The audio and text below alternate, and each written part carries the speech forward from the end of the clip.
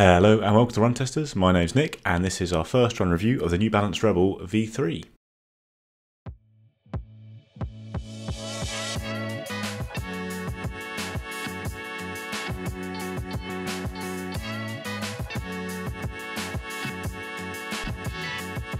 So the Rebel is a lightweight, fast, daily training shoe without a plate that still uses New Balance's best foam. It's fuel cell foam, but stands out from the other speedy options in New Balance's range and on the market in general by not having a plate. The price has gone up in the UK. It's now £130 in the UK and $130 in the US, whereas £120 in the UK for the Rebel V2. The weight's also gone up slightly. It's 216 grams or 7.6 ounces in my UK size 9, whereas the Rebel version 2 was 204 grams or 7 ounces, and the drop has stayed the same at 6mm.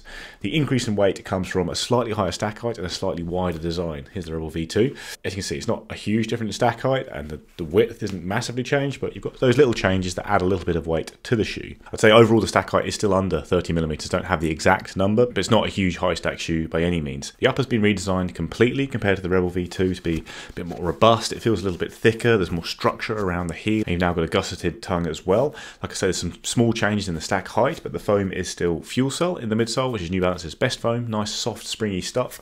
And then the outsole has also been redesigned compared to the V2. You've got different design in general, and it's much more similar to what you see on the Super Comp range from New Balance, but still quite a lot of exposed foam. The rubber's not that thick. It sits very close to the bottom of the shoe there, so durability might not be a massive strength of the shoe, as it wasn't for lots of people with the Rebel V2, but there has been some changes to the outsole that might make it more resilient. It's something I'll look out for our full review. So from its very first version, the Rebel has been a shoe that's run small for me, and that's still the case with the Rebel V3. It's okay for me, true to size, but I am small for my size, and if you are in between sizes, I definitely go for the half up. I think even though I'm okay in the shoe, I've got about half a thumb's worth of width, I'd probably be happier going half a size up as well, even as someone who is small for their size normally.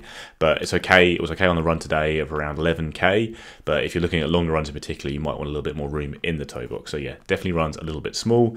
As for the fit around the midfoot and heel, I've had no problems there. I didn't have any problems with the Rebel V2 either, and you have got a bit more structure and a slightly more of a wrapping fit around the midfoot with this new version.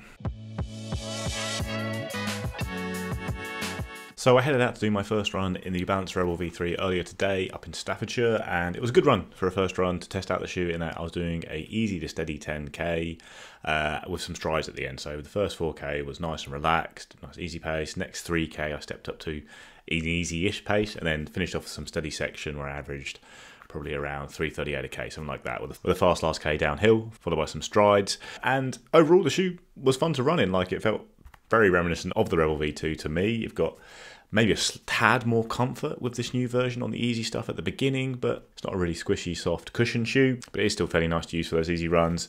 And then it just feels a bit firmer, a bit more responsive when you do pick up the pace in the shoe, especially when I start to hit those steadier paces towards the end of the run. You do get a nice amount of punch from the midsole, but really the key factor here I always find is that it's just such a lightweight shoe and such a natural, flexible feeling shoe underfoot that just makes it feel good to run fast in it. But I do think there's a little bit of a rocker there, fairly smooth transition, but it's not that noticeable. The shoe's not that slappy either, and you're not getting a huge kick forward, but it just does a lot of little things quite well, this shoe, whilst also being very light and therefore enjoyable to use for faster running. Like I said, it was pretty similar to the Rebel V2 for me, and like that shoe, I think it might not be the best option for longer fast runs or longer runs in general. I did start to get a little bit of forefoot fatigue and bottoming out in the Rebel V2 on longer runs, harder runs.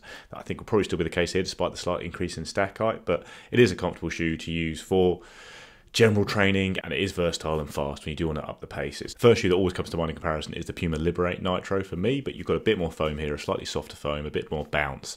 So it does a lot of similar things to the Liberate Nitro, and being a flexible, lightweight shoe with no plate, but still being nice and fast. But I think this is a little bit more accommodating to people in general because it is a bit more comfortable than the Liberate Nitro, which did have a little bit of a slappy ride to it at times. Overall, an enjoyable first run in the Rebel V3. Definitely reminds me very much of the Rebel V2, but the small changes made, I think, did make it a little bit more comfortable on the easy miles at the start of the run in particular. So the Rebel V2 was a shoe I wasn't sure about initially, but it really grew on me when I started to look at it as a nice lightweight shoe to use for general daily training rather than an all-out speedster. Like, you can do speedy work, but it was a shoe that I really felt was just best just mooching around in for someone who wanted a lighter shoe, a more flexible feel. And I think that's going to be even more the case with the Rebel V3. Like, the changes I think are pretty minor to me and what I felt on the run so far, but you have got that slightly wider base, slightly higher stack that makes it slightly more comfortable for easy runs, and all of that adds up to a shoe that's probably going to be better used as a daily trainer. The ride to me feels pretty similar to the Rebel V2 for better and for worse. So in terms of for better, you've got a lovely light feel with that soft and bouncy midsole foam underneath. It's more flexible than a lot of shoes out there these days, and it just feels very natural underfoot, despite the fact you have got what is still a fairly high stack of foam here compared to what you might have been used to 10 years ago, which adds up to a shoe that's going to be great fun just to use for your general daily training, really good for interval blasts and other speed work of that type, and also quite a solid option for going long if you prefer the feel of a shoe like this compared to the more rigid and structured shoes with plates in the midsole or really aggressive rockers, that kind of thing.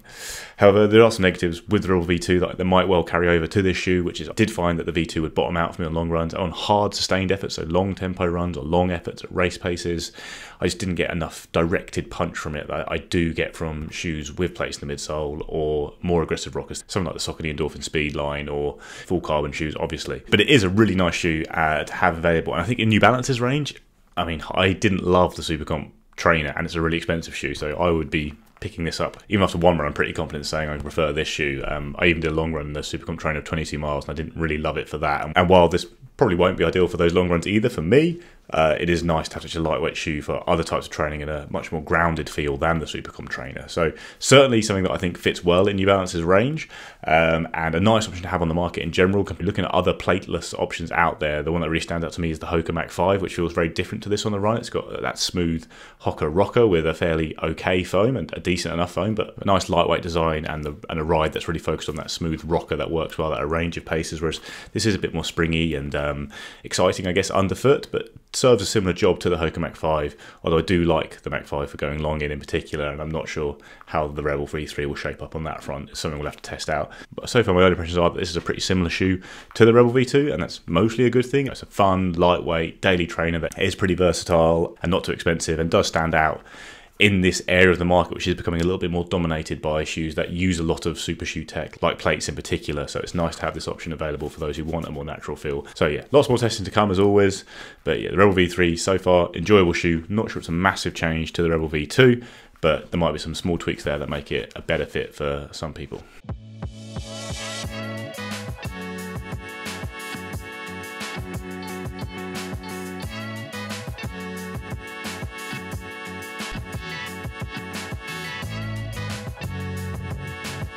So guys, that's our first take on the New Balance Rebel V3. We'll be coming back at you with our full review in due course. Please do let us know in the comments what you think of the shoe. Do like and subscribe, ring the little bell, and we'll see you next time.